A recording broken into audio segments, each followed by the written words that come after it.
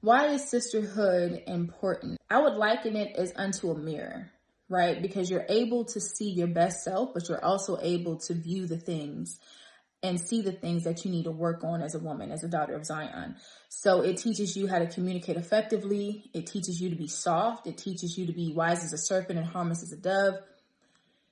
You're able to grow in areas subtly, but it's so very potent. It's so very important. It's humbling. It also can be very rewarding and very empowering, because not only are you growing in the areas that the Lord sees you need to grow in, but also you're able to be around like-minded sisters where you're able to laugh. You're able to laugh with. You're able to cry with. You're able to get exhortation from.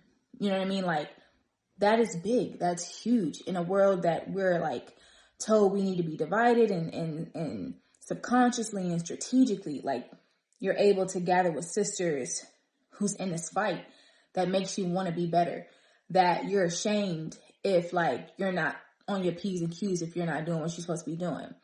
And just to be around strong, beautiful women who love the Lord and are trying their best to not be that old woman, it's very inspiring. And it just makes you feel very grateful to be around women like that. So I 100% recommend having a sisterhood. If you don't have a sisterhood, you know, pray to the Father, and one day in due time, in his perfect time, and he will connect you with the right people.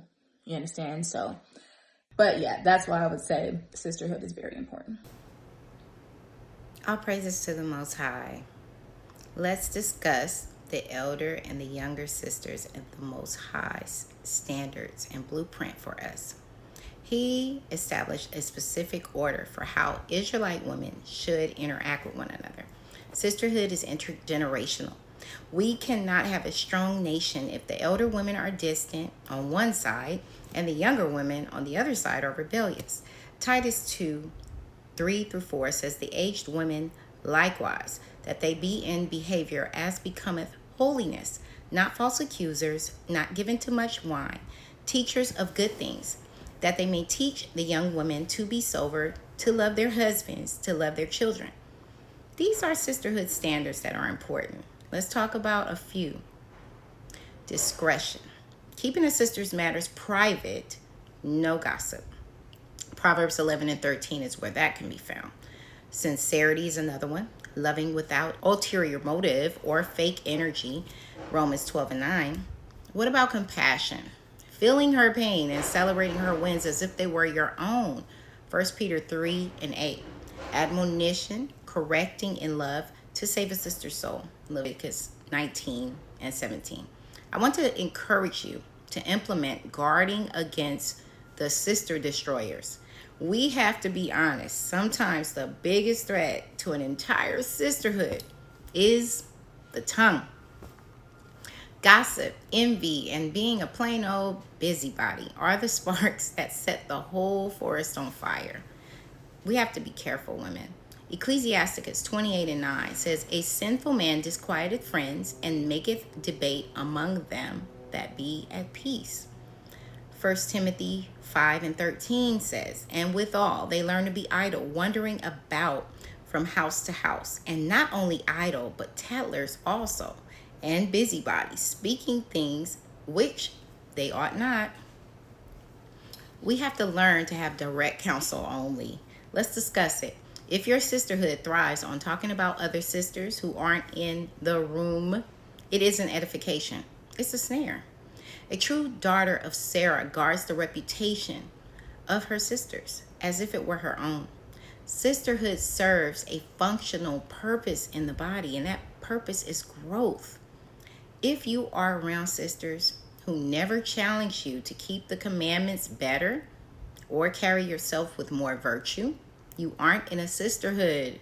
You're in a stagnation circle. Get out. Proverbs 27:17 says, iron sharpeneth iron, so a man sharpeneth the countenance of his friend. Ecclesiasticus 37:12, but be continually with a godly man, whom thou knowest to keep the commandments of the Lord, whose mind is according to thy mind, and will sorrow with thee if thou shalt miscarry. True sisterhood. True sisterhood means having someone who loves you enough to tell you the truth, tell you when you're off track. Ladies, it's about being one mind in the truth, so that when one sister falls, the other is there to pull her up. And when it's their turn, the same. In our walk, we will face trials that are too heavy to carry alone. It's better to walk together. In the Apocrypha, we see a beautiful description at the value of sisterhood, and it's described as a medicine of life. Ecclesiasticus 6:14-16. A faithful friend is a strong defense, and he that hath found such and one shall find a treasure. Nothing doth countervail a faithful friend, and his excellency is invaluable. A faithful friend is the medicine of life, and they that fear the Lord shall find him. So, a true sister isn't just someone that you want to hang out with and giggle with. She is a treasure that protects your spirit if she fears the Lord. She becomes a remedy for your soul when you're weary, and that's priceless. Let's look at Ruth and Naomi. This is the ultimate scriptural example of a female's loyalty to one another. Ruth's commitment to Naomi was second to none. She didn't just stay for the good times. She stayed when there was nothing in it for her. And that's important, especially these days. Ruth 1:16. For whither thou goest, I will go, and where thou lodgest, I will lodge. Thy people shall be my people, and thy God, my God. That is the level of commitment we should all strive for in a sisterhood. When we see a sister struggling, whether it's financially, emotionally, spiritually, we don't just leave her. We don't leave her to the world.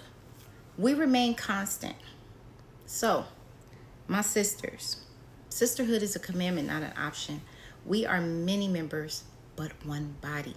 When we stand together in the laws and in love, we are an unstoppable force that reflects the beauty of the nation of Israel. So we have to be in our proper place. If you are in a sisterhood that doesn't reflect that, get out. All praises to the Most High. I pray this was edifying, and I pray the Most High leads you in your decisions from this day forward. Shalom. My girls were there to hold me down. She said, dry your eyes, I know what you're going through. Let me fix your crown, it's gonna be alright. She's so beautiful and original, not your average chick on me. She come from royalty and its purity. She rock with SOB. I got all my sisters with me. No hating, envy, or jealousy. Every time we roll deep. Cause I got all my sisters with me. Yeah, TNIC.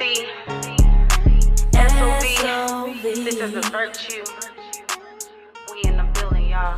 SOV.